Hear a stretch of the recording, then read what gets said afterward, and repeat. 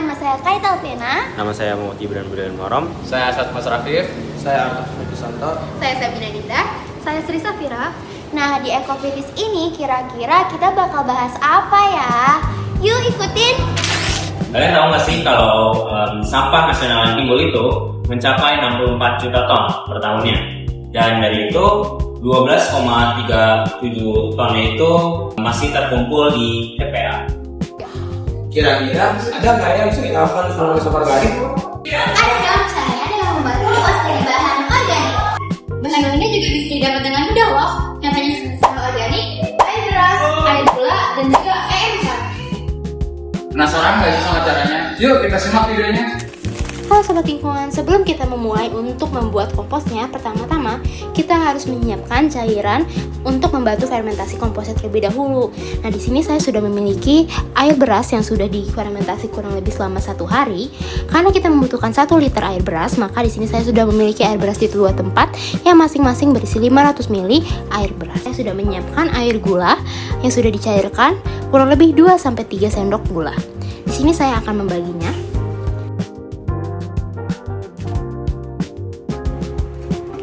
Setelah itu, fermentasi kembali selama kurang lebih 30 menit. Nah, di sini kita sudah memfermentasikannya selama kurang lebih 30 menit dan selanjutnya kita harus mencampurkan cairan EM4 masing-masing 500 ml kurang lebih 1 tutup botol.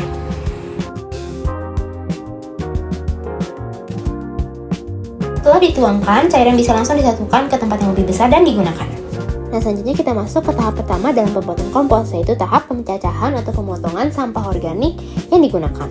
Pemotongan atau pencacahan sampah organik ini sangat-sangat membantu proses fermentasi, karena semakin kecil potongan sampah organik, maka semakin cepat pula proses fermentasinya. Selanjutnya, masukkan sampah coklat berupa daun kering sebagai lapis pertama komposter. Sebagai tambahan di bagian sampah coklat, kalian juga bisa menambahkan sisa-sisa kardus yang sudah tidak terpakai.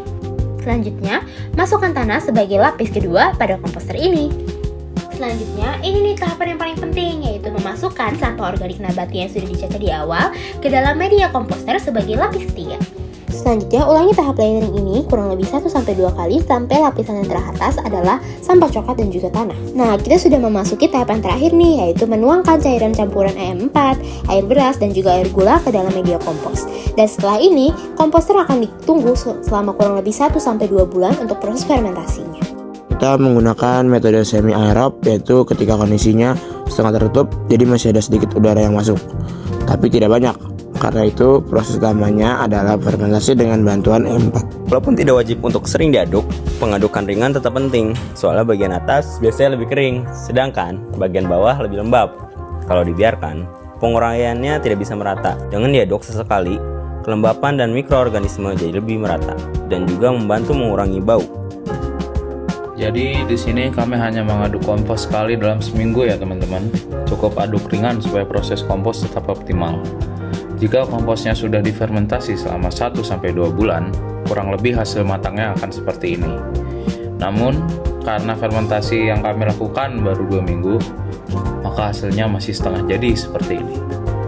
Untuk kompos yang kita buat ini juga memiliki kandungan yang sangat bermanfaat loh, karena terbuat dari bahan jeruk dan kulitnya, semangka, melon, nanas, kacang tanah, dan kulit pisang. Kandungannya kira-kira ada kalium tinggi dari kulit pisang dan buah, yaitu bagus untuk pembentukan bunga dan buah. Kemudian ada fosfor sedang dari kacang tanah yang akan membantu akar dan pertumbuhan awal. Kemudian ada nitrogen relatif rendah sedang karena lebih banyak buah daripada daun hijau. Dan ada gula dan asam organik dari buah dan jeruk yang akan membantu mikroorganisme berkembang. Pupuk kompos yang kami buat ini cocok untuk menutrisi berbagai jenis tanaman. Yang pertama itu tanaman buah, contohnya seperti cabai, tomat, terong, ataupun stroberi. Hal ini dikarenakan buah yang bagus membutuhkan kalium yang tinggi. Yang kedua adalah tanaman hias berbunga, contohnya seperti bunga mawar, bougainville, dan anggrek. Dengan menggunakan kompos kami, hal itu dapat membantu bunga menjadi lebih kuat. Nah, setelah 3 minggu kami melakukan fermentasi, kompos kami terlihat seperti ini. Terlihat sampah-sampah coklat dan juga sampah organik buah yang kami gunakan sudah mulai terurai dan mulai menyatu satu sama lain. Tapi, karena tekstur masih lembab dan juga lengket tanahnya, maka fermentasi harus dilanjutkan sampai konsistensi yang pas. Kuat. Nah, udah selesai kan nonton videonya? Gimana kan tertarik gak buat bikin kompos? Yuk sekarang kita mulai membuat